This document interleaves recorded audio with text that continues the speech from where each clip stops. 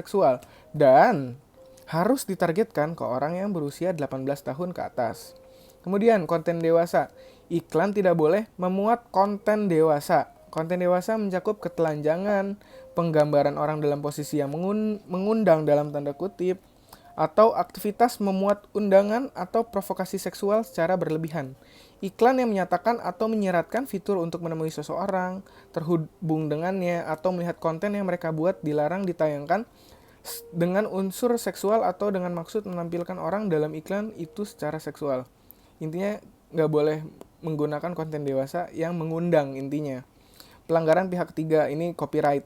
Iklan tidak boleh memuat konten yang melanggar atau menyalahi hak pihak ketiga termasuk hak cipta, merek dagang, privacy, publicity, atau hak pribadi maupun hak kepemilikan lainnya. Intinya copyright tidak boleh ya. Konten sensasional. Iklan tidak boleh berisi konten yang mengejutkan, sensasional, menghasut, atau kekerasan berlebihan. Nah, ini kita bisa pelajari selengkapnya. Nah, konten sensasional.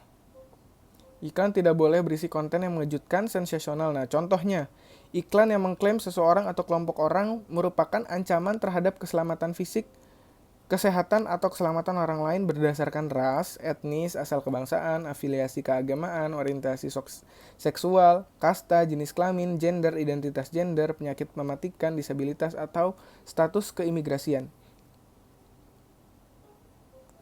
Oke, ini udah clear banget ya. Ini nggak boleh, karena kan tadi didiskriminasi nggak boleh. Kemudian gambar yang dapat mengejutkan atau menakuti pemirsa, apakah itu jump scare, kayak horor.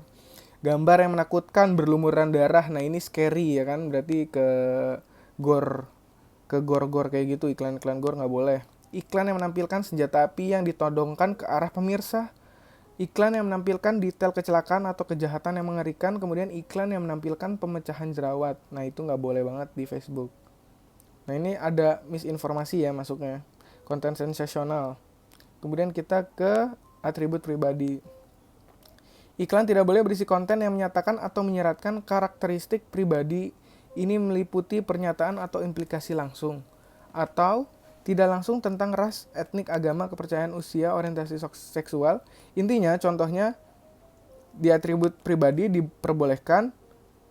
Contohnya nih, berkenalan dengan pria Hispanik secara online sekarang. Yang nggak boleh, berkenalan dengan lajang berkulit hitam lain di sekitar Anda. Itu udah clear banget sih di sini. Ini udah diskriminasi sekali. Keyakinan agama atau filosofi. Apakah Anda penganut Kristen? Nah itu masuk ke atribut pribadi, udah terlalu nggak boleh. Kemudian berkencan dengan lajang Kristen, mencari penganut Buddha di dekat Anda, atau yang nggak boleh, berkenalan dengan penganut Buddha lainnya. Nah ini agak tipis sih, mencari penganut Buddha di dekat Anda, berkenalan dengan penganut Buddha lainnya. Menarik nih. Ini ada agak-agak mirip banget. Berkenalan dengan lajang Hindu secara online sekarang. Kemudian usia yang diperbolehkan berkenalan dengan senior. Oke, jadi dia ada kata lainnya itu yang dilarang sama Facebook. Berkenalan dengan senior, berkenalan dengan senior lain. Jadi yang dilarang tuh lainnya ya. Layanan untuk remaja, jadi nggak disebutin secara spesifik usianya. Orientasi seksual, pelayaran Atlantis bersama kaum homoseksual. Apakah Anda seorang homoseksual? Ini udah clear. Kencan gay online sekarang, berkenalan dengan lesbian lain sekarang, itu yang nggak dibolehin. Identitas gender, mari berkenalan dengan lajang transseksual, mempertanyakan identitas jenis kelamin Anda. Ya itu nggak dibolehin. Jadi intinya kita nggak boleh menyudutkan pertanyaannya. Kayak ini nih contohnya. Kemudian ini mempertanyakan identitas jenis kelamin Anda.